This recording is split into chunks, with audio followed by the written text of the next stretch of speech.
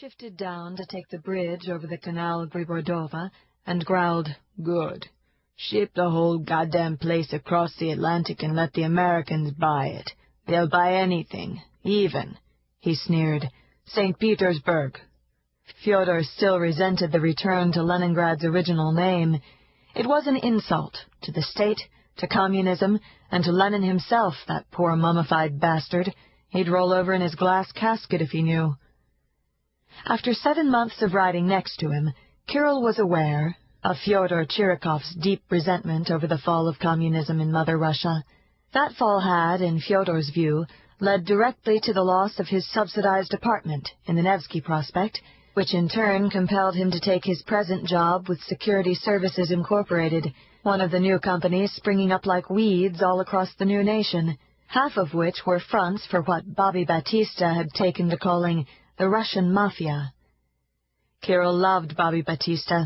He loved CNN and the 10-second clips of pictures showing him life in the West. One day he hoped to travel there and perhaps convey his respects to Ms. Batista in person. Just past the Gostiny Dvor department store, Fyodor swerved the truck around a shabby orange barricade with "Detour" marked in large, hand-painted letters. Kirill didn't flinch. Nobody obeyed street signs in the city. They had a nasty habit of having been set there by thieves, who had the intention of separating you from your vehicle and putting it up for sale in pieces in the city marketplace, a kilometer away. Fyodor spoke Kirill's thoughts out loud. Lousy thieves. Stalin would have known how to deal with them. Kirill was more tolerant. What could you expect? The only people who had any knowledge of a free market were the crooks, who had been running the ubiquitous and extremely profitable black market since before Lenin was elected. It was natural that the crooks would step in to fill the gaps in supply and demand, in production and distribution. He, Kirill, was content to wear a stiff blue uniform and ride shotgun, like John Wayne in Stagecoach, to earn enough to buy black bread and sausages and the occasional bottle of vodka. It was also enough to pay for his own bedroom in a shared flat, to which more often than not he could entice a girl to share his bed. His bed was his most prized possession, a 4-poster relic of a more gracious, Fyodor would say degenerate, age, with a marvelously carved headboard and box springs, and a mattress and linens he had cheerfully beggared himself to buy. Which reminded him of the little cashier in the black sedan in front of them. She was pretty, with smooth skin, velvety brown eyes, and little breasts like apples pushing up the front of her suit jacket. It had been cold outside the bank that morning as they stood waiting for the branch manager to unlock the door. The little cashier had had no coat on, and the rough wool fabric over her breasts had peaked where her nipples had hardened. He would have liked to have slipped a hand beneath that jacket to see if those breasts were as firm as they looked. She had caught his appreciative glance, and her smooth skin had flushed a delicate pink, the color of the dawn sky above, but she hadn't looked angry, and she hadn't looked away. The neat blonde head was framed now in the rear window of the sedan, and he imagined that she could feel the weight of his gaze, enough so that he wasn't surprised when she turned to flash him a shy smile. The truck's windshield was masked with plate steel, leaving only a narrow horizontal slit through which to see and be seen. But Kirill knew she smiled at him. The branch manager next to her must have thought so too, and must not have liked it, because he snapped something that had her obediently facing forward again. Strands of blonde hair cupped her collar in a neat, shining line. Kirill imagined running his fingers through that hair, imagined the little cashier rubbing her head against his palm like a cat, purring like a cat, too. She would purr, he was sure of it. He couldn't wait to find out if he was right. That night, perhaps. Fyodor observed all this with a sour expression. The Romeo of Rent-A-Cop strikes again. Kirill grinned and gave a modest shrug. What can I say? The ladies, they love me. Fyodor grunted. The heavy truck bounced again as they ran over another, deeper pothole. Whoa there, partner, Kirill said in his best Duke impression, and grabbed hold of the armrest to keep from rolling into Fyodor's lap. Watch it. Don't want to upset all those rubles riding around in back. Fyodor grunted again, disdainfully this time. He didn't approve of money, or currency transfers, or banks either, for that matter. Property, all property, should be held in common by all citizens. Profit, especially profit earned by lending money at extortionate rates to those who knew no better, was an abomination. Still, it wouldn't do to lose their escort entirely. The truck slowed almost to a halt. "Can you see the soldiers?" Carol bent down to peer into the rearview mirror. He laughed. "Yes. One fell off the outside of the troop truck. They've stopped to wait for him to catch up." Fyodor swore and double-clutched into second. The gears crashed together, and the armored truck began to jerk forward. Carol braced both hands against the dash and tried to keep his spine from snapping off at the neck.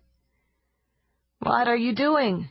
he said, dutiful but not really alarmed. It was only Fyodor, rebelling against the New World Order on schedule. "You know the rules. We wait for the soldiers." "Fuck their mothers," Fyodor said, and broke another rule by opening the door to spit contemptuously. The door crashed shut again, and they roared over the Nevsky Prospect Bridge, only to be brought to an abrupt halt on the other side, when Fyodor cursed and slammed on the brakes. Carol's hat fell over his eyes, and the knuckles of one hand hurt where it had slipped and hit the dash. He swore a few times and shoved his hat back on his head.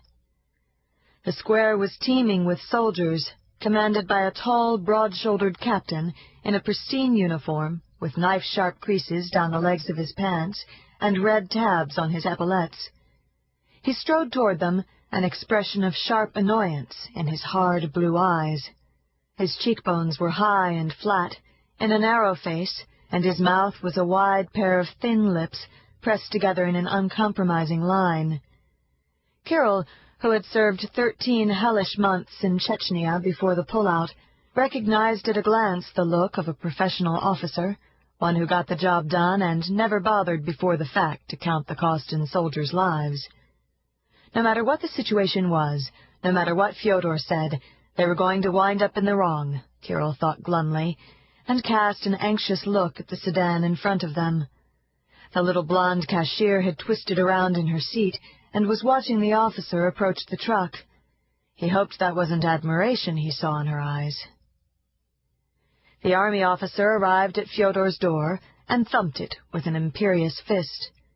Without much hope, Carol said, "Don't open it, Fyodor. You know it's against the rules." Fyodor ignored him and opened it anyway, and Carol gave up and sat back with a sigh. "Captain Kakovka," the officer said, "5th Battalion, assigned to assist the St. Petersburg militia in keeping the peace." And not liking the situation, Carol thought. The captain would rather be in Chechnya, slaughtering civilian rebels and having his own troops slaughtered in turn. "What's the problem, Captain?" Fyodor said.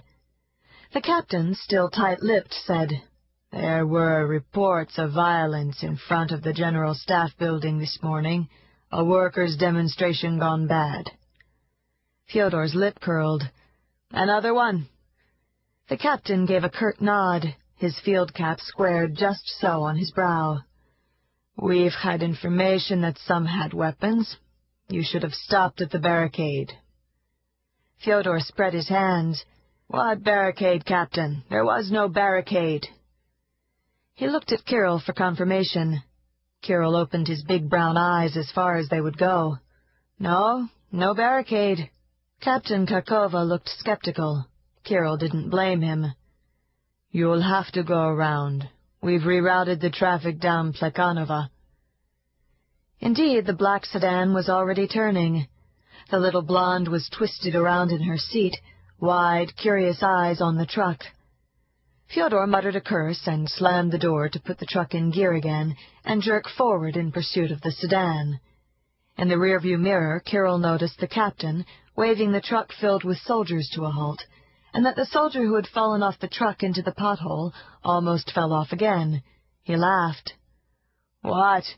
Fyodor said grumpily, and when Carol relayed the news, grumbled, "We'll have to go all the way down to Gorokovaya, maybe even Antonenko." Plekhanova was a narrow street lined with tall...